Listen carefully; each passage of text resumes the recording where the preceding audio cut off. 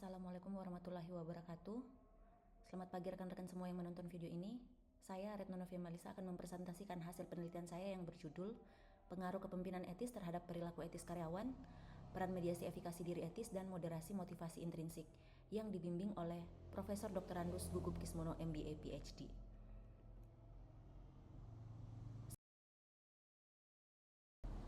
Yang melatar belakangi penelitian ini adalah di Indonesia, perilaku etis karyawan ini menjadi perhatian serius bagi organisasi karena dampaknya dapat merugikan reputasi organisasi, menurunkan produktivitas karyawan, bahkan perlambatan kerja karyawan yang dikemukakan oleh Alam et al. Pada tahun 2021 dan Mafi et al. Pada tahun 2021, di mana perilaku etis karyawan ini merupakan tindakan yang berkontribusi positif terhadap kinerja dan etika yang ada di dalam organisasi, yang membutuhkan panduan bahkan struktur nilai yang kuat dan jelas di dalam suatu organisasi yang dikemukakan oleh Brown and Trevino pada tahun 2014. Jika karyawan tidak etis, apa yang akan terjadi? Bisa pencurian, sabotase, intimidasi, kebohongan, bahkan pelecehan moral. Berdasarkan data ILO pada tahun 2022, sebanyak 1.173 responden di seluruh Indonesia, 75,93% responden perempuan, 54,01% responden laki-laki, 86,21% responden disabilitas, dan 70,54% responden non-disabilitas pernah mengalami pelecehan seksual. Nah, hal ini menimbulkan masalah yang serius bagi organisasi. Oleh karena itu, bagaimana mendukung perilaku etis karyawan ini merupakan isu yang mendesak yang perlu dipelajari, yang dikemukakan oleh Brown and Trevino pada tahun 2014. Nah, dari latar belakang ini, fenomena ini menunjukkan bahwa penelitian tentang perilaku etis di tempat kerja menjadi isu penting yang dapat diteliti lebih lanjut, yang dikemukakan oleh Junaidi pada tahun 2023. Mengapa pemimpin? Brown mengemukakan pada tahun 2005 bahwa perilaku etis karyawan ini dapat dipengaruhi oleh etika pemimpinnya. Sejalan dengan penelitian Bedi et al. Pada tahun 2016, meskipun dianggap sebagai faktor yang kuat pendorong perilaku etis karyawan, namun penelitian kepemimpinan etis selalu berfokus pada dampak terhadap kinerja karyawan dan mengabaikan urgensi tentang dampaknya terhadap perilaku etis karyawan.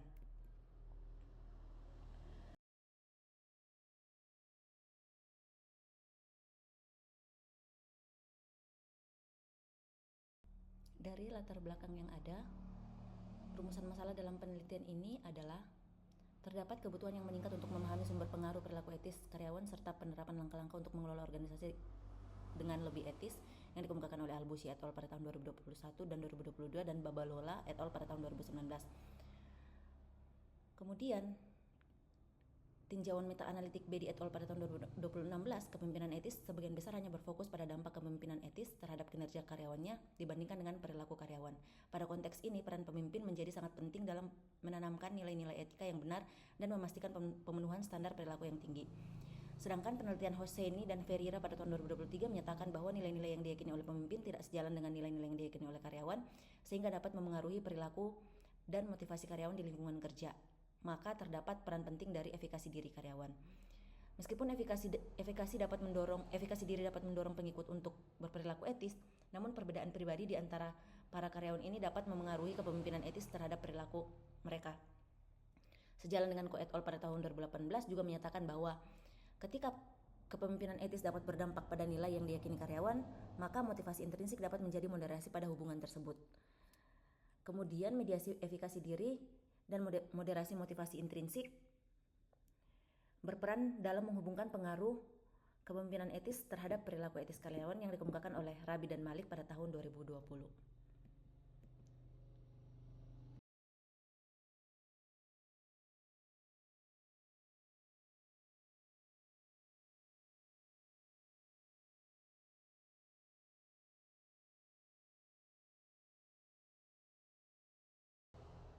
Teori yang digunakan dalam penelitian ini yaitu teori pertukaran sosial atau social exchange theory oleh Blau pada tahun 2019-64, di mana adanya kepercayaan satu sama lain antara pemimpin dan karyawan yang berfokus pada keadilan, kepercayaan, dan saling memberikan manfaat yang dapat menggambarkan hubungan yang sehat antara pemimpin dan karyawan di sektor publik maupun swasta yang dikemukakan oleh Ko et al. Pada tahun 2018.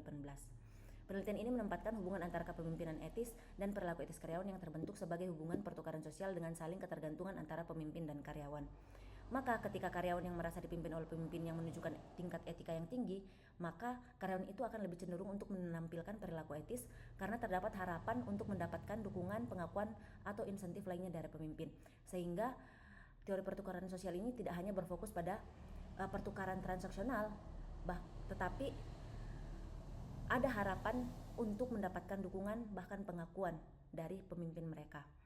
Efikasi diri menjadi mekanisme penting yang mendasari pemimpin etis memengaruhi karyawan sehingga dapat menghasilkan hasil dan sikap positif terhadap pekerjaan.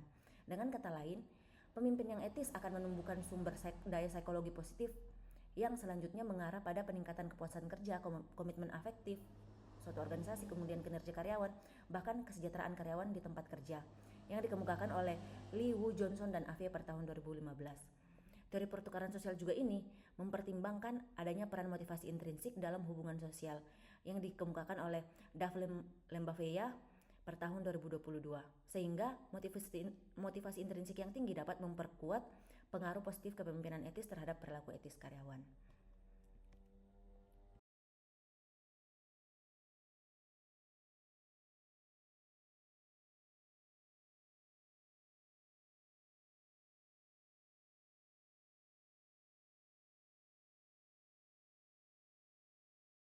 Gunakan penelitian eksploratory dengan survei yang bertujuan untuk mengetahui sejauh mana pengaruh suatu variabel independen terhadap variabel dependen. Dengan pendekatan kuantitatif, uji statistik digunakan untuk membuktikan pengaruh langsung, pemediasi, dan pemoderasi. Kemudian menggunakan instrumen untuk setiap variabel yang diperkuat dengan serangkaian statistik. Kemudian populasi dan sampel, populasinya yaitu karyawan pada sektor publik dan swasta di Indonesia. Kemudian sampelnya menggunakan teknik purposive sampling dengan kriteria telah bekerja minimal 1 tahun, kemudian karyawan yang terlibat dalam perilaku etis seperti efikasi diri dan motivasi intrinsik. Kemudian jenis dan sumber data, jenisnya data primer, kemudian sumber datanya melalui survei, melalui Google Form, kemudian dikumpulkan informasi deskriptif dan kemudian dilakukan uji hipotesis.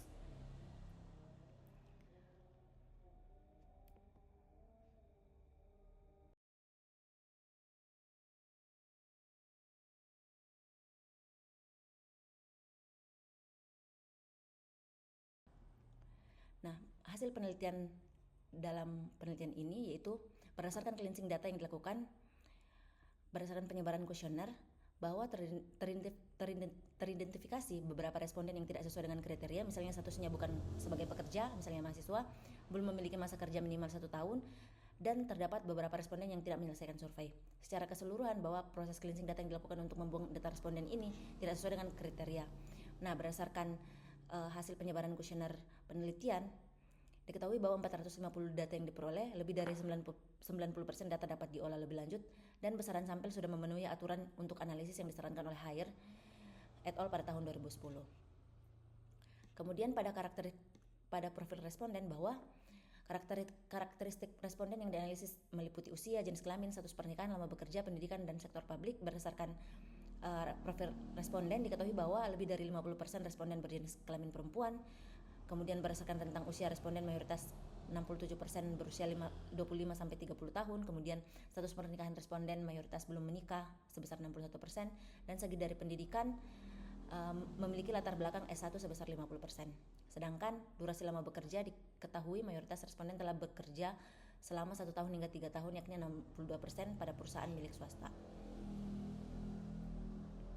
Kemudian dari domisili responden, presentasi terbanyak dari DKI Jakarta sebesar 23,2%. Kemudian dari Papua 15,6% dan Daerah Istimewa Yogyakarta 15,3%. Nah, terdapat 3 jenis pendekatan uji validitas yang dilakukan, yaitu face validity atau validitas wajah, kemudian validitas isi, dan validitas konstruk. Instrumen-instrumen yang digunakan dalam penelitian ini merupakan instrumen yang sudah teruji pada penelitian-penelitian akademik sebelumnya. Kemudian akan diuji secara validitas konstruk yang dilihat dari validitas diskriminan dan validitas konvergen dengan pendekatan confirmatory factor analysis atau CFA. Sebelum dilakukan uji validitas dengan pendekatan CFA, maka penelitian ini terlebih dahulu menguji kecukupan sampel yang dibutuhkan. Hal ini semakin diperlukan karena hasil cleansing sebelumnya terdapat data yang tidak diproses lebih lanjut. Kecukupan sampel dari pengujian CFA ini dilakukan dengan melihat nilai Kaiser-Meyer-Olkin Measure of Sampling Adequacy atau KMO-MSA yang lebih besar dari 0,5, dan nilai Bartlett's test di mana hasil KMO-MSI ini dan Bartlett test ini menunjukkan bahwa KMO-MSI ini sebesar 0,74. Oleh karena itu dapat dilihat bahwa KMO-MSI ini lebih besar dari ketentuan yaitu 0,5, serta Bartlett tesnya signifikan 0,000. Dengan demikian maka jumlah sampel pada penelitian ini dikatakan cukup untuk dilakukan confirmatory factor analysis atau CFA. Kemudian masuk kepada uji konvergen, di mana secara statistik validitas konvergen ini dapat dilihat dari korelasi antara skor indikator kebanyakan coy.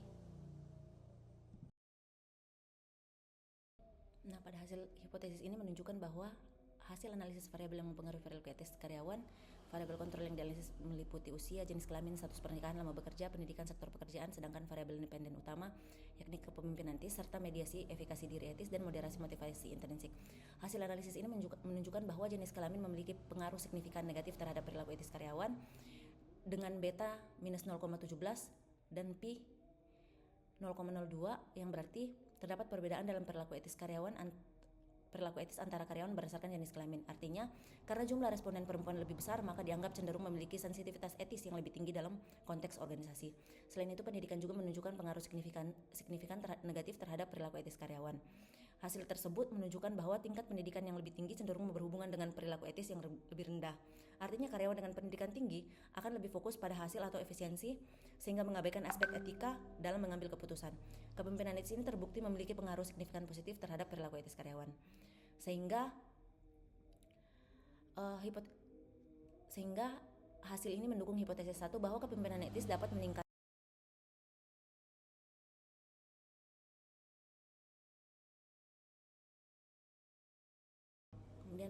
diskusi dan pembahasan bahwa hipotesis 1 didukung, di mana penelitian ini membuktikan adanya hubungan antara kepemimpinan etis dan perilaku etis karyawan di lingkungan kerja. Temuan ini sejalan dengan literatur sebelumnya yang menekankan bahwa pentingnya peran kepemimpinan etis dalam membentuk dan memelihara perilaku etis karyawan yang dikemukakan oleh Emmett 2016 dan Rabi dan Malik pada tahun 2020.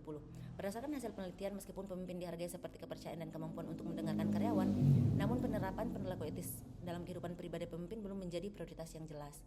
Kemudian hipotesis yang kedua juga didukung, di mana sejalan dengan teori pertukaran sosial yang menyatakan bahwa interaksi saling menguntungkan antara pemimpin dan karyawan akan memperkuat perilaku etis karyawan yang dikemukakan oleh Sabir pada tahun 2021.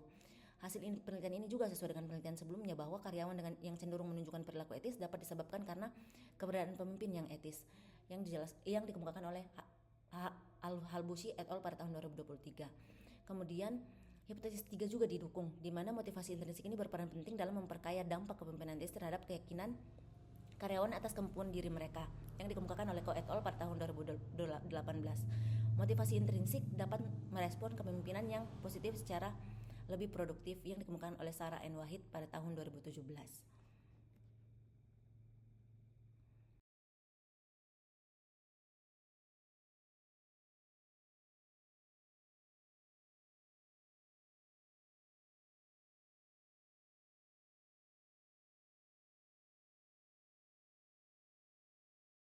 Adapun keterbatasan dan saran penelitian ini, yang pertama yaitu metode pengumpulan data yang dilakukan adalah survei berbasis kuesioner yang dikirim secara daring. Meskipun efektif untuk menjangkau sampel yang lebih luas, terdapat potensi bias responden karena data diperoleh dari jawaban yang diberikan sendiri oleh partisipan. Sehingga untuk mendatang, penggunaan metode observasi bahkan wawancara mendalam dapat membantu untuk memahami motivasi di balik perilaku etis karyawan secara lebih rinci dan mengurangi potensi bias responden. Kemudian yang kedua, populasi penelitian ini terbatas pada satu wilayah tertentu, sehingga penelitian lebih lanjut perlu melibatkan populasi yang lebih bervariasi baik dari sisi wilayah geografis maupun budaya organisasi untuk menguji apakah temuan ini konsisten dengan berbagai konteks. Yang ketiga, penelitian ini mempertimbangkan variabel kepemimpinan etis dan motivasi intrinsik sebagai prediktor utama perilaku etis karyawan tanpa memperhitungkan faktor-faktor lain yang mungkin berpengaruh signifikan, sehingga penelitian di masa depan mungkin dapat memasukkan variabel tambahan yang lebih kompleks untuk mengidentifikasi faktor-faktor eksternal dan internal yang turut memainkan peran penting dalam pembentukan perilaku etis. Kemudian yang keempat, penggunaan desain penelitian menggunakan cross-sectional, di mana membatasi kesempatan untuk menyimpulkan hubungan sebab akibat secara definitif. Oleh karena itu, penelitian lebih lanjut dapat menggunakan desain longitudinal yang sangat disarankan untuk memahami bagaimana pengaruh kepemimpinan etis terhadap perilaku etis karyawan dapat berubah atau beradaptasi dalam jangka panjang. Terima